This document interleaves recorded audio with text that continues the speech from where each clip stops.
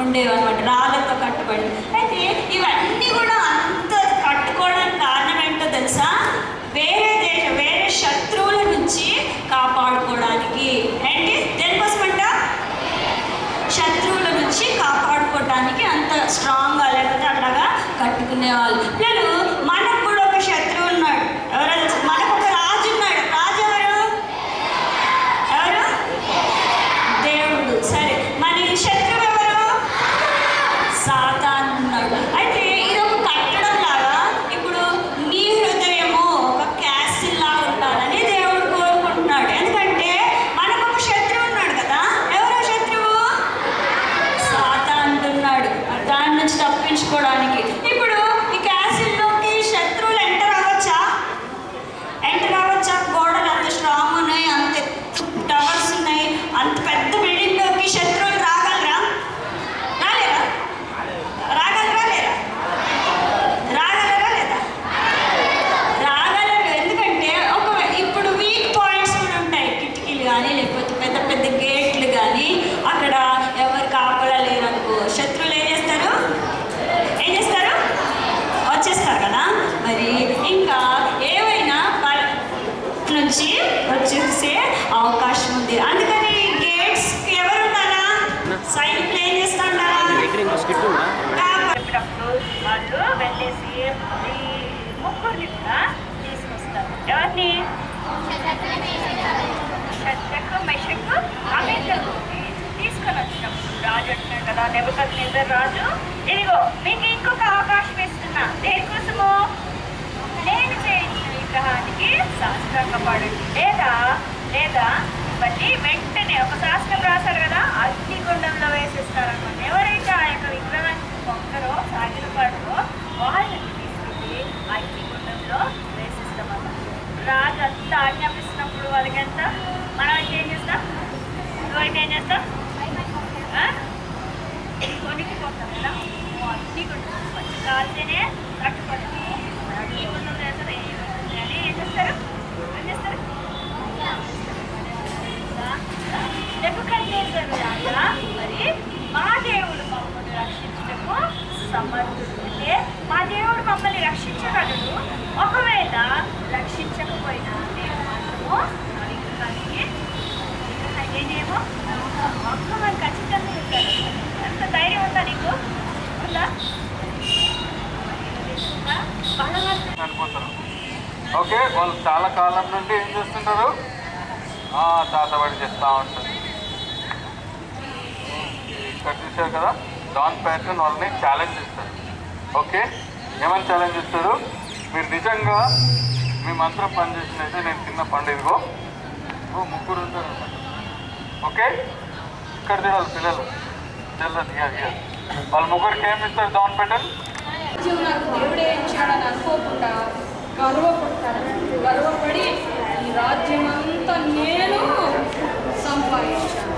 నా స్వార్జితం నేను కష్టపడి సంపాదించాను కనుక ఈ రాజ్యం అంతా నాది అని గర్వపడటం మంచిదా? గర్వం అంటే ఏంటి? నాకన్నా మించిన వాళ్ళు ఎవరు లేరనుకోవడం కదా. అది దేవుని దృష్టిలో మంచి పనా చెడ్డ పనా? దేవునికి ఇష్టం లేని ఏ పనైనా పాపం కనుక ఇక్కడ నెబుకద్నెజరు పాపం చేశాడు కదా. ఏమంటున్నాడు? ఈ రాజ్యం అంతా నాది అంటున్నాడు.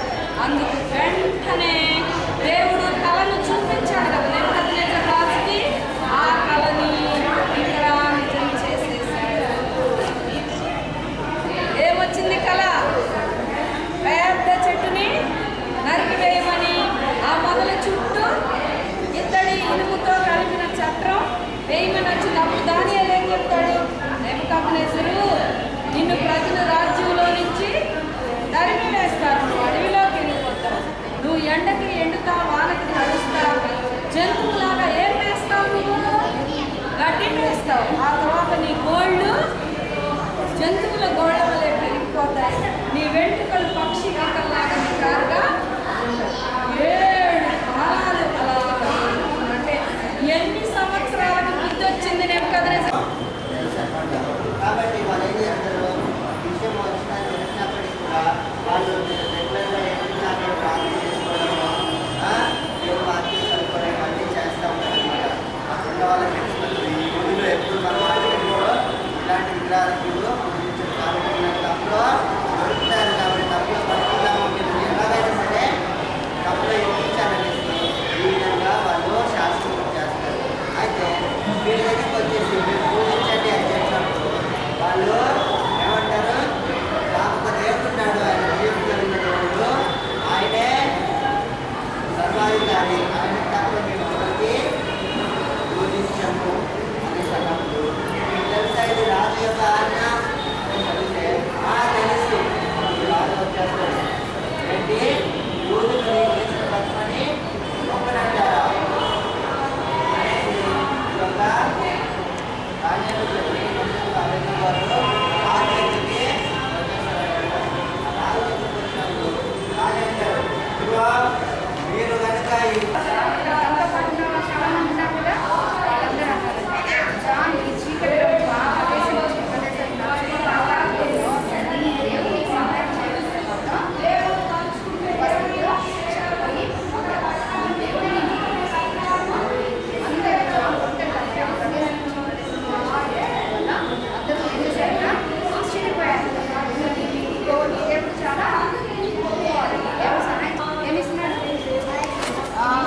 మరి ఇలాంటి పరిస్థితి ఎలా వచ్చింది?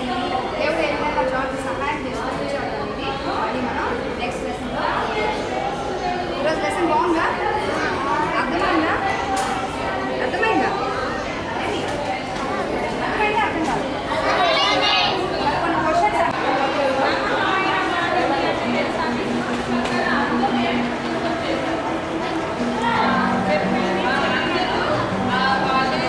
ఆయుధాలన్నీ